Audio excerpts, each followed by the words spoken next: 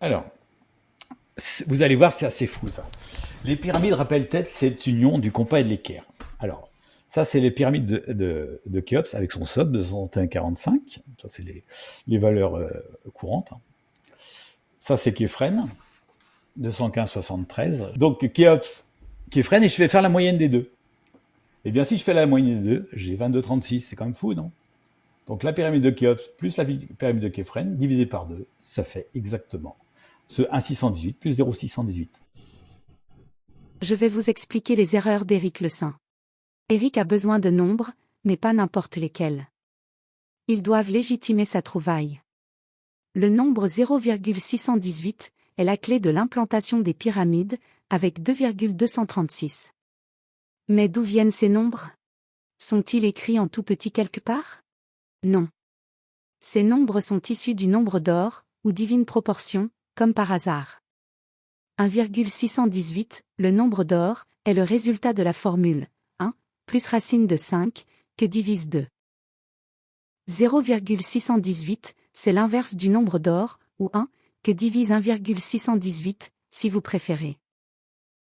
2,236, c'est la racine de 5. C'est aussi le résultat de l'addition de 0,618 plus 1,618. Bref, ces chiffres issus du nombre d'or sont indispensables pour les chercheurs de vérité égyptienne. Pour prouver à la Terre entière que ces chiffres sont fabuleux, il va nous faire la démonstration suivante. Donc, Khéops, Képhren, et je vais faire la moyenne des deux. Eh bien, si je fais la moyenne des deux, j'ai 22,36. C'est quand même fou, non? Oui. Vous êtes comme moi. Il y a un truc qui cloche avec les dimensions de ces pyramides. Elles sont totalement fausses. Mais où a-t-il pu trouver ces valeurs? C'est lors du live chez Fred qu'Éric va nous donner une partie de la réponse. Alors, là, c'est les cotes que j'ai repris sur Message Nuit des Temps, donc de Quentin, que j'ai copié. Et c'est avec ça que je travaille pour le livre. C'est les cotes qui sont données par Flinders Petrie. Donc, il faut qu'on soit d'accord sur le fait que ce soit déjà les codes de Flinders Petrie. Toi, tu peux forcément, a priori, tu peux peut-être douter de ces cotes, mais moi, c'est celle que j'utilise, et c'est celle qui est reconnue sur les archéologues. Donc les valeurs utilisées par Éric viennent de chez Quentin Leplat. Et elles seraient celles de Flinders Petrie. Et les archéologues s'en serviraient comme référence. Bah voyons. Sur cette capture d'écran du site de Quentin Leplat, nous pouvons remarquer quelques informations importantes. En particulier la remarque en dessous des valeurs, je cite. J'attire votre attention sur le fait que pour Képhren et Mykérinos, on trouve dans beaucoup de livres et ou de sites internet, des données qui sont fausses. Les seules mesures publiées pour ces deux monuments sont celles de Petrie. Une des raisons de certaines erreurs est relative à la façon dont la base des pyramides est aménagée. En effet, la structure est différente, comme vous pouvez le voir sur l'image ci-dessous. Pour Képhren, une partie de la base est cachée par un pavement sur le rocher, ce qui n'est pas le cas pour Khéops. Mais de quoi parle-t-il? Et c'est quoi cette image? Voici l'image dont parle Quentin Leplat. Et plus particulièrement cette partie de l'image. Pour Quentin Leplat, il ne faut pas mesurer la largeur de la base à cet endroit, mais jusque-là. Donnez-moi un instant, que je consulte mes notes. Mais pourquoi suis-je passé à côté de ça, et Petrie aussi? Et comment explique-t-il cette subtilité? Écoutons Quentin Leplat. Moi, j'avais pas fait attention et donc j'avais vu que le prolongement de la pente se faisait comme ceci et qu'une partie du pavement cachait la base de la pyramide, une partie de la base. De fait, la partie visible était de 215 mètres 26, c'était la largeur de la pyramide de Képhren. Mais du coup, si on prolongeait en fait la pente de la pyramide, nous arrivions à peu près à 215 mètres 72. En définitive, Petrie signale dans son livre en fait que la pente en fait elle descend à la verticale en fait. Donc que les derniers blocs qui marquent le bas de la pyramide en fait descendent verticalement dans le sol. Et donc du coup nous avons une pyramide visible de 215 mètres 26 et puis si nous prolongeons la pente, indirectement nous trouverions 215 mètres 72. Alors c'est pas une mesure qu'on observe réellement, mais c'est une mesure que l'on peut déduire de la même manière que l'on va déduire la diagonale d'un carré. Donc, si ce n'est pas une mesure que l'on peut observer, c'est qu'elle n'existe pas. Une invention, en quelque sorte. D'ailleurs, comme on peut le voir sur ce plan de Maragioglio, cette particularité ne touche que certains blocs de parement, et pas tous, loin de là. En résumé, la largeur de la base de la pyramide de Képhren, faisant 215,73 mètres, est une invention, de la part de Quentin Leplat.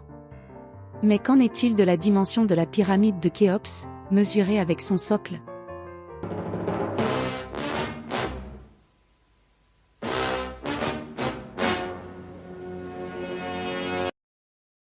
Rien de grave, je suis juste allé chercher le gros dossier noir qui fait peur. Bouh. Continuons. D'où vient cette valeur du socle de la pyramide de Khéops ? Sont-ce les valeurs de Petrie ? Dans le livre The Pyramids and Temples of Gizeh, Flinders Petrie nous donne ses mesures. La longueur moyenne du socle, ou socket en anglais, est de 9125,9 pouces, soit 231,80 mètres.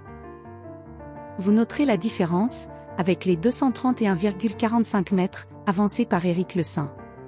C'est tout de même 35 cm de différence avec la longueur moyenne. Et 35 cm, quand on se vante d'avoir une précision de 100%, c'est beaucoup. Mais ce socle fait-il vraiment 231,80 mètres, comme l'a noté Petrie ? La mesure moyenne d'un côté du socle admise de nos jours est la mesure réalisée par Glenn Dash et son équipe. Elle est de 231,20 mètres. Mais ça, Éric Le Saint n'en veut pas. Pendant le live chez Fred, il a refusé d'admettre que les mesures actuelles sont plus précises que celles de Petrie. Écoutons-le. C'est pertinent en plus d'avoir ça. Factuellement, c'est bon ou c'est pas bon ? Factuellement, c'est bon si tu prends les valeurs qui t'arrangent, mais regarde. Non, c'est pas les valeurs qui m'arrangent. Mais non, c'est pas les dit que je travaille. Non, je travaille. C'est pour ça que j'ai incité tout à l'heure, je travaille avec Flinders Petrie. Oui, mais ça voudrait dire, Eric, que Flinders Petrie est le seul qui a été capable de faire les mesures parce qu'elles correspondent à ce qui t'arrange, et que tous les autres, maintenant, même si c'est des mesures par scanner millimétrique, ça n'aura pas de crédit à tes yeux. C'est impossible de. Mais d'avoir un t'es raisonnement bouché pareil. ou pas ? T'es bouché de me faire croire qu'un mec Non. au 19e siècle n'est pas capable de mesurer une pyramide à 10 cm près. Qui a raison ? Fred qui indique que les mesures de Glenn Dash sont plus précises, ou Éric Le Saint qui explique que Petrie était tout à fait capable, à son époque, de mesurer les pyramides avec une très grande précision. Les deux ont raison, mais pour la pyramide de Khéops, les équipes de Glenn Dash ont poussé encore plus loin la précision, d'où des différences avec les mesures de Petrie. Et il y a plusieurs raisons, enfin deux principalement.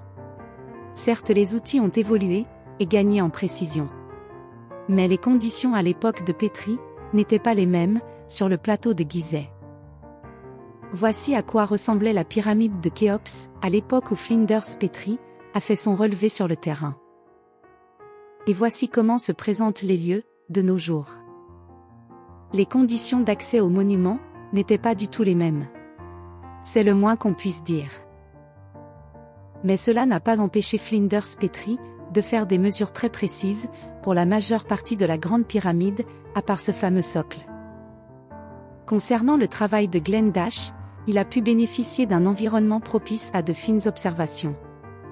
Il a ainsi pu livrer une mesure bien plus précise que celle de Petrie.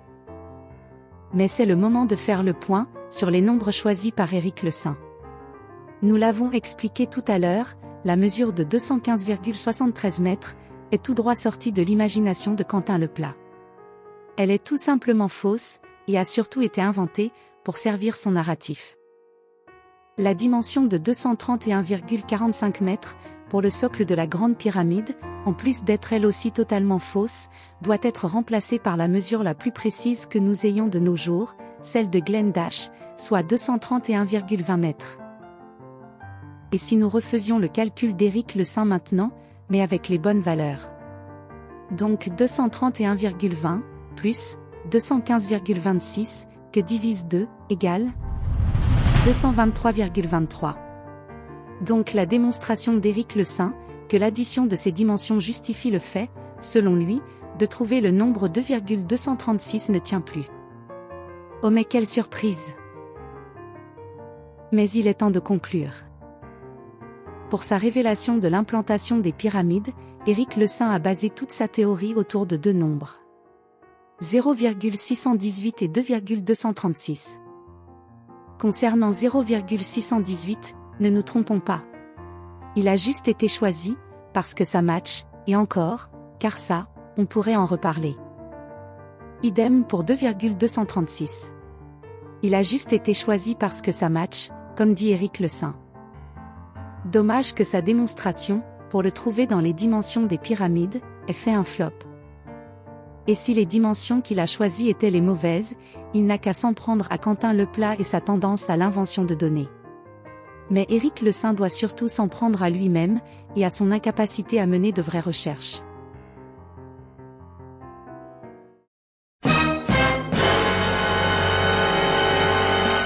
Regardez ce que l'on trouve, sur la fiche Wikipédia, de la pyramide de Képhren. Oui. Vous ne rêvez pas.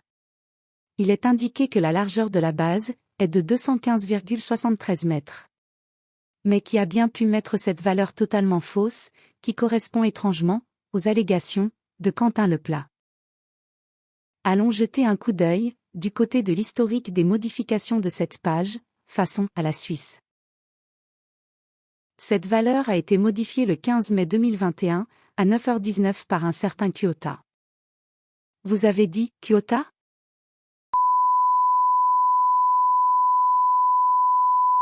Bicycle, bicycle, bicycle. I want to ride my bicycle, bicycle, bicycle. I want to ride my bicycle. I want to ride my bike.